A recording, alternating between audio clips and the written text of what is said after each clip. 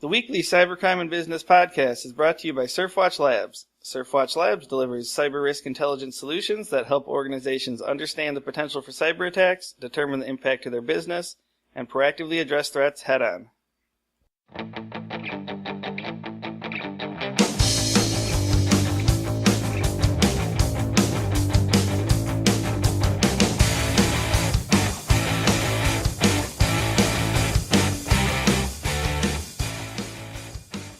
Hello, everyone, and welcome to HackSurfer's weekly podcast.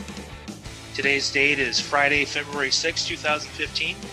Joining us on the panel today, we have Eric Severson, SurfWatch Labs data analyst, Jeff Peters, HackSurfer editor, and I'm Matt Leifus, I write for HackSurfer. After the podcast, stay tuned for Jeff's interview with Scott Goldman. He's the CEO at TextPower. What do we want to start with today, guys? How about some top news? Looking at the SurfWatch Labs data for this week, the most discussed new target is the Syrian opposition. I guess they were in the news quite a bit this past week. You want to give us the highlights on that, Matt? Yeah, this was I think some of us would agree. It was kind of fun to read about, about how the opposition leaked some of their data. Apparently, an unknown cyber espionage group enticed some of the members of the Syrian opposition by posing as attractive and, well, they posed as pretty girls, essentially, and they were talking like through Skype, and one of the things that this group was doing, they were trying to ascertain, what device the member of the Syrian opposition was using, and when they would say it like, well, I'm on a computer, I'm using a phone, etc., they would actually send specific tailored malware for that device, and they were able to get all kinds of data. They got battle plans, things like weapon and ammo lists, just a lot of strategic data that the Syrian opposition had, and I thought that was kind of interesting how they went about that. I thought that was kind of interesting because I think it was sometime last year there was a study where it talked about basically LinkedIn profiles with the pictures of attractive women were much more successful in phishing attacks. It's just, kind of funny that, obviously sex sells everywhere, even in malware attacks. Another interesting thing was I was reading the New York Times article, and they were talking about how this, the Syrian conflict has been marked by a very active, if only sporadically visible, cyber battle that has engulfed all sides. And it's just kind of comparing it to, it's less dramatic than the bombs and the snipers and the chemical weapons, but it says it's just as effective. And I was just thinking about, I think it was last week when we did sort of an experts weigh-in article where everyone was talking about if hackers are going to end up killing people. And SurfWatch Labs founder Jason Palanchi, he was basically saying that, if you look at warfare situations like this, you could definitely make the case that cyber attacks or cybercrime, has actually killed people. So I thought that was kind of an interesting parallel, kind of confirming, what he's been saying. Yeah, this is an attack method that, an espionage goes back way before cyber attacks. Social engineering through sex is nothing new. Even last year there was this, maybe it was a little further back, there was a U.S. government agency that was compromised by someone pretending to be an attractive woman. She used social media to contact the employers that they wanted to scam and tricked them into thinking she was already an employee, send me a company laptop and password, and just totally compromise their system through nothing but Facebook messages. So this has been happening a lot to everyone forever. So be smart about random online people hitting on you. It might not be what it seems. Yeah, so moving on to the next most discussed story, booktopark.com. Can you tell us a little bit about that, Matt? Booktopark.com is an airport online parking reservation service, and it was recently breached. This would make the third such attack on a parking vendor since December 2014. It was originally reported by Brian Krebs after he saw credit cards related to the website being sold at one of the various underground markets. I don't actually have the name of this particular one, but you can look into it.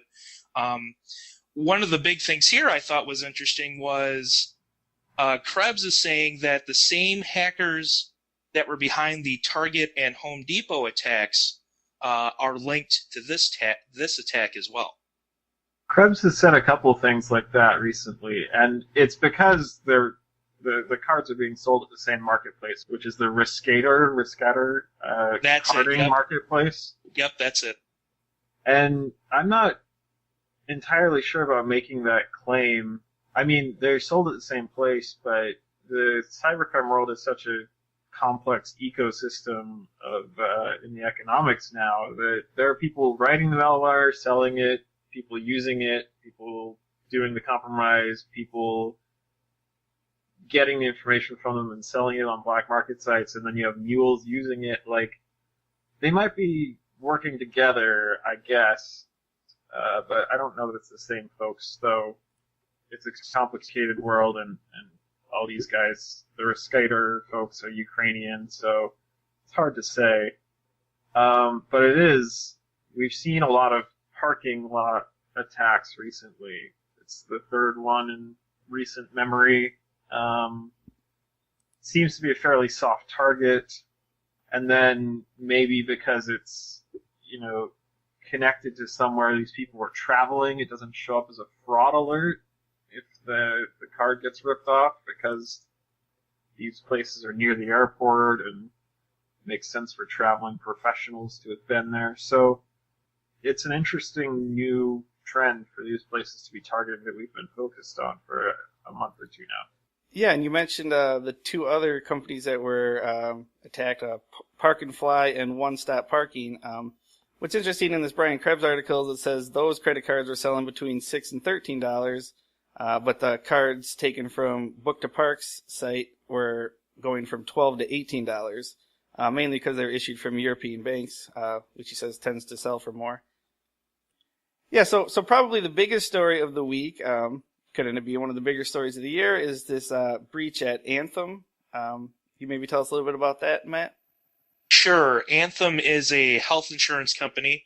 The big thing here, and what you're going to hear a lot about this in the future, we tend to focus on the number of potential impacted, and that number has been placed at 80 million clients' information could be compromised. One thing that I did see in a couple reports that I think sometimes we I know especially me personally, in previous podcasts, we've kind of criticized companies for kind of being lax in their, reporting and, coming forward with, their knowledge of a breach. But this company seemed to be right on the ball with it. They immediately notified the media, law enforcement. It seems like they have a plan in place to alert past and present members. That could potentially eliminate some of the damage, in my opinion.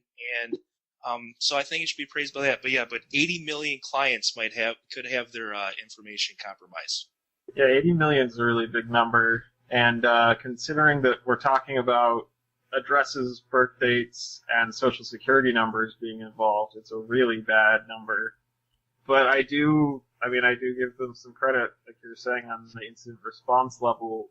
They found the breach themselves, which is all too rare nowadays. They immediately reported to law enforcement. They hired outside consultants. They tried to close the vulnerabilities. And within, I think it was 8 days ago that they discovered it now. So within about a week, they've gone public with it. All very fast and well done and forward thinking, and hopefully it doesn't burn them too bad. Obviously this is a bad situation, but they seem to be handling it in a pretty exemplary way compared to some that we've seen. Yeah, a few of the articles I read I thought were kind of interesting. There's been a lot of them kind of saying this is going to be a wake-up call for the healthcare industry. And I just thought that was kind of funny because back in, August when Community Health Systems was breached and it was 4.5 million records, everyone was kind of saying the same thing. It's going to be a wake-up call. Obviously this could potentially be much larger. Oh, this is huge. I was looking up, there were 7.4 million healthcare records combined compromised in 2014. That's the number we've seen from the official reports. So this one, which could be up to 10 times larger in one go, is it's a really big deal. We've interviewed a lot of people about, for HackSurfer, about the healthcare sector, and there's been a lot of warnings from the FBI and stuff saying that, potentially stuff like this is going to happen. And I guess one of the common themes of all the people that we've interviewed is they've always kind of said, eventually we're going to see a massive breach on, a scale like this. So I guess it's something that people have been really predicting, at least the people that we've been talking to and interviewing the past year. So yeah, it'll just be interesting to see, I guess, how it plays out over the coming weeks and coming months to see, exactly how many people were affected and, more details on how the breach happened and all that. Yeah, well, that's it for the news this week. Moving on to the cyber tip of the week. We have a tip from Kevin Jones. He's the Senior Information Security Engineer for Thycotic Software. And he was just making the point that a lot of businesses might think that they don't have important data because they don't really have customer data, but a lot of times they have employee data that they need to protect. So he said payroll typically has a lot of things that's personally identifiable information, like your social security number. Do they have your W-2s, your I-9s? They basically have everything on file that is your identity. Where do they put that? Where do they keep that? They probably have hard copies of it. Is it in a safe or just tucked under someone's keyboard somewhere on their desk? Is it digital? Where is it stored digitally? Is it in Dropbox? Is Dropbox secure enough? So he just said that thinking about employees' identities is becoming an increasing concern for small and large businesses and something that people can potentially overlook when you're thinking about data that you have to protect. Coming up, we have an interview with Scott Goldman. He's the CEO of TextPower. Last week, they received a patent on their text messaging authentication system, which they hope can replace usernames and passwords in the future.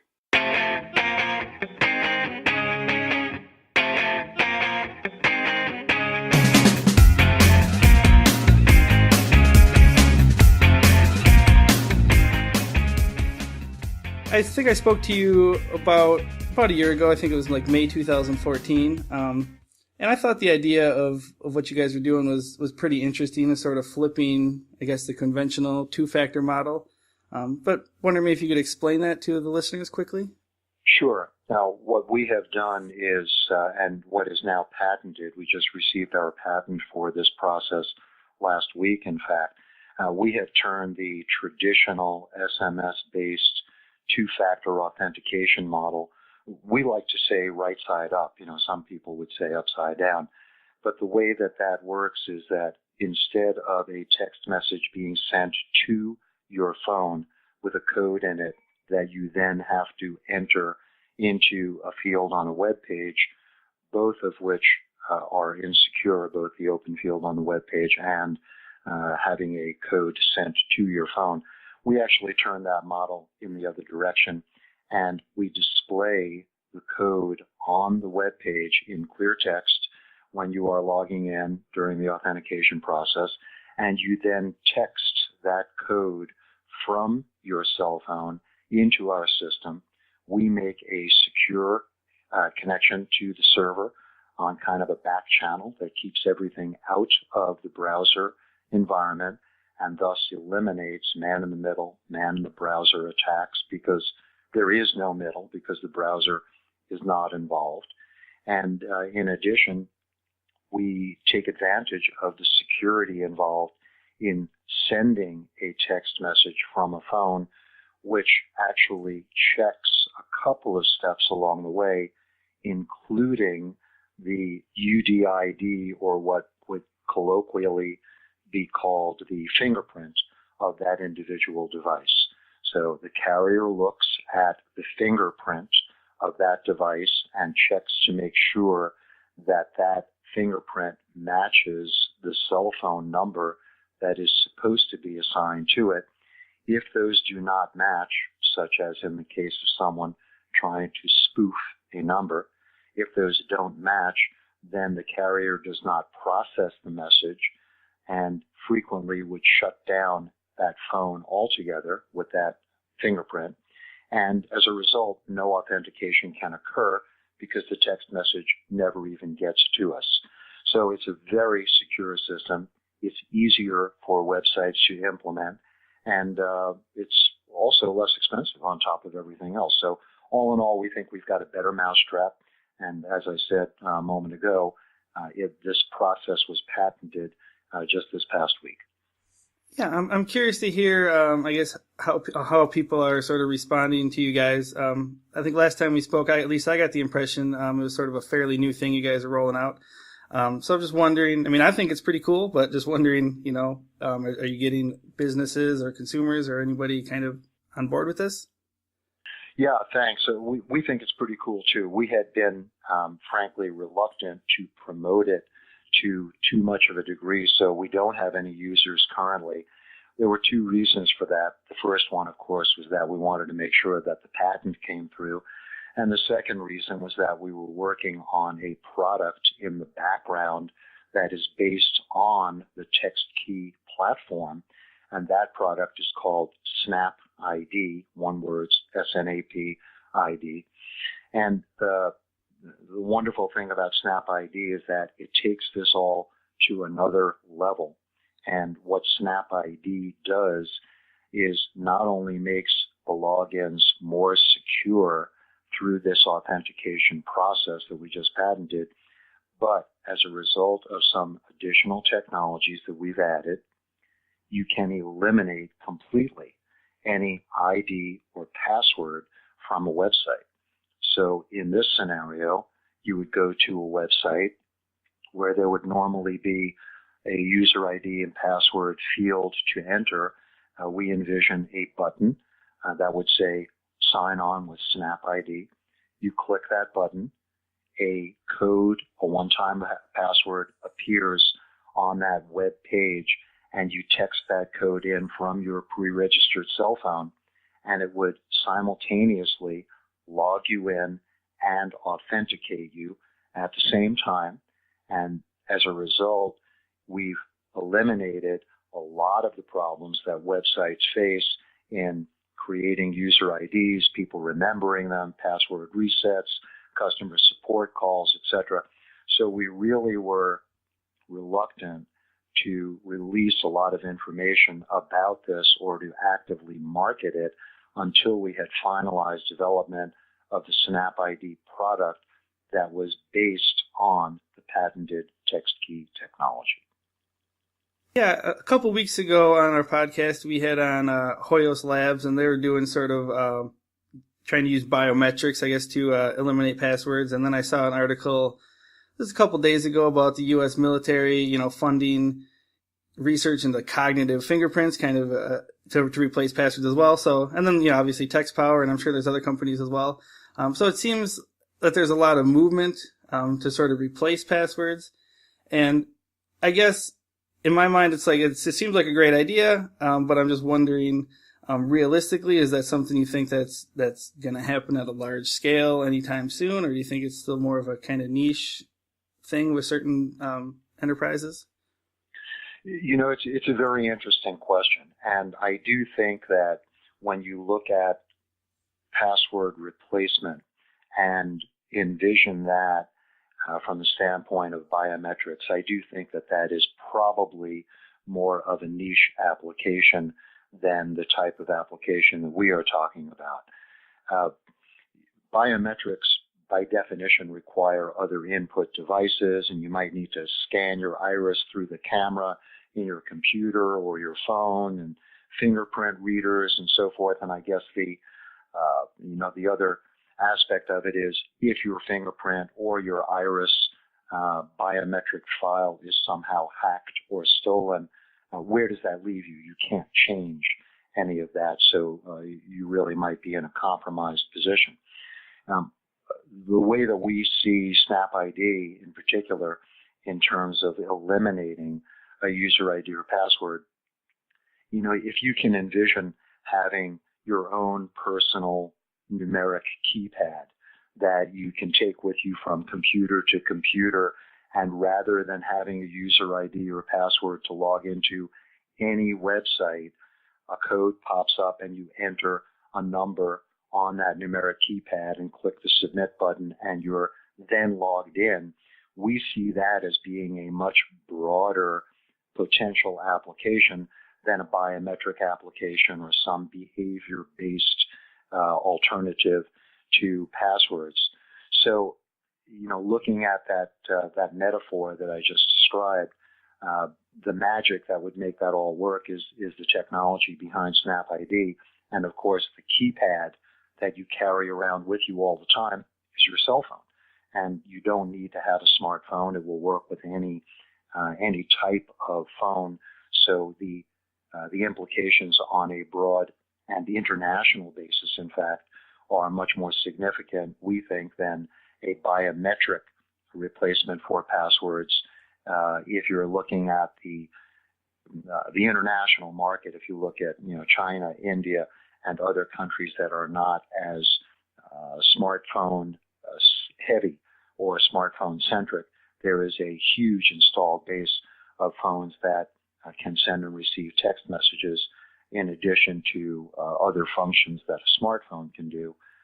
What's interesting, we think, is that of all of the apps on a smartphone, the most widely used app is standard text messaging. So even people that have smartphones still use text more than anything else. So in looking at these other replacements, as you were talking about, the military and what these other labs are doing, we think that those might be ideal for super secure applications, or maybe physical facility entry points where you can mount a camera for an iris scan or something like that. But for everyday login protection, for everyday ease of use, and trying to reach that crossover point where convenience and security both meet instead of battling each other, we think that this is a better solution and does have a broader application than some of the niche applications that you just described. I'm wondering, I guess, if there's any thought given to, kind of like business security in terms of this. Like, for example, like internally, if a business were to use this, it could potentially maybe help against, phishing attacks, because obviously if someone steals their credentials, it's still got to come from the device. So I think it would at least make it much harder. So I'm just wondering, with all that kind of stuff in the news, if that's an angle you guys really give much thought to on this, or if that's not something you think about too much.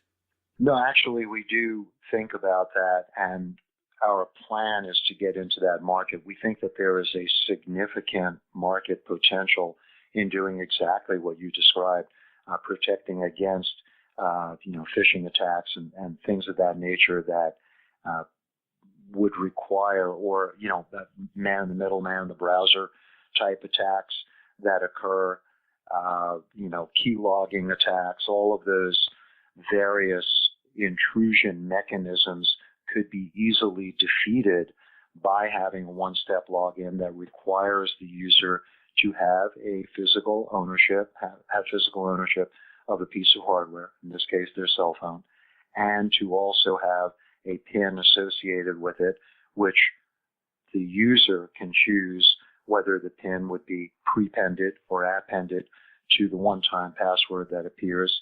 And there are other layers of security, such as which short code the one-time password gets texted into from their cell phone, which can be randomized. We have multiple short codes.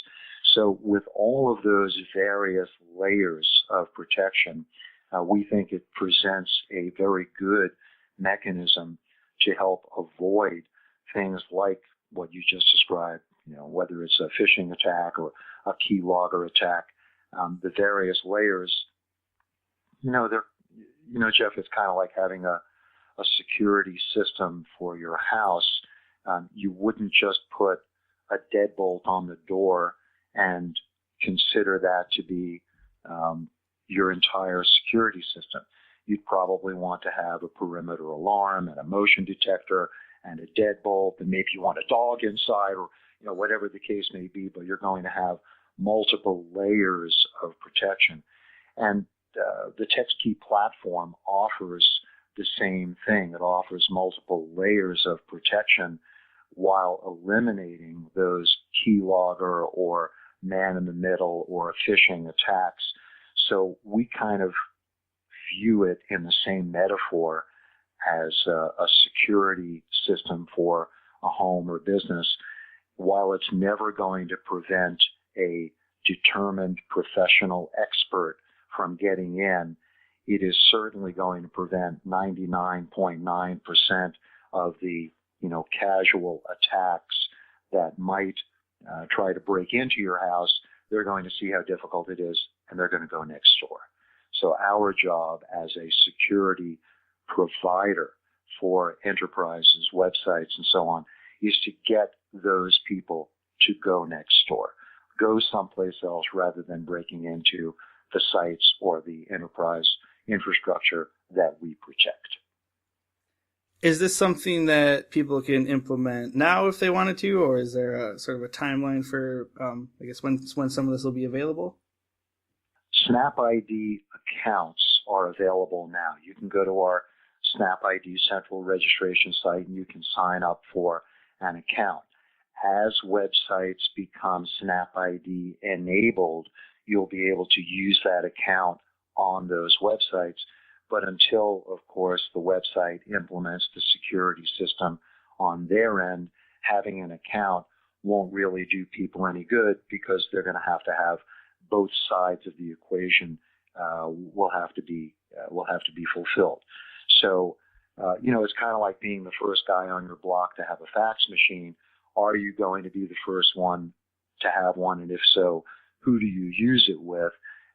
We see people signing up for a SnapID account, and then as our login with SnapID button starts appearing on various websites, they'll be able to use that account, which is free. They'll be able to use that account to log in to those various websites with great ease. And, as soon as they click that button, the code appears, they text it in, and they're in. They'll never have to remember an ID and password again. So we encourage people to sign up for a SnapID account now in anticipation of us getting this propagated through lots of websites. That's pretty much all the questions I have, unless there's anything else you want to touch on. No, although I would say, one of the questions that comes up quite frequently is, what happens if I lose my phone? Because it is really the key to using SnapID. And we have built protections into the process as well, and they're detailed in our FAQs. But the fact that there are these multiple layers of protection, and on top of that, the fact that we also have developed a process where someone else in your family or a trusted friend can be named as a delegate on your account, and with a simple text message into our system from their phone, they can suspend or reactivate your SnapID privileges. There are lots of protections built in to the process so that in case you do lose or misplace your phone, when it reappears in between the couch cushions, you're not going to have to go through a whole re-registration process, and we make it as easy as possible for the users. But, other than that, people can find out more at snapid.co, and they can watch the video, download the FAQs, and I think it'll answer pretty much everybody's questions. All right. Well, I appreciate you taking the time today, Scott. Thank you very much, Jeff. It's always a pleasure talking with you. That's it for this week. You can subscribe to the Cybercrime and Business Podcast on iTunes, YouTube, Podbean, or wherever else you listen. And for more information, check out HackSurfer.com and SurfWatchLabs.com.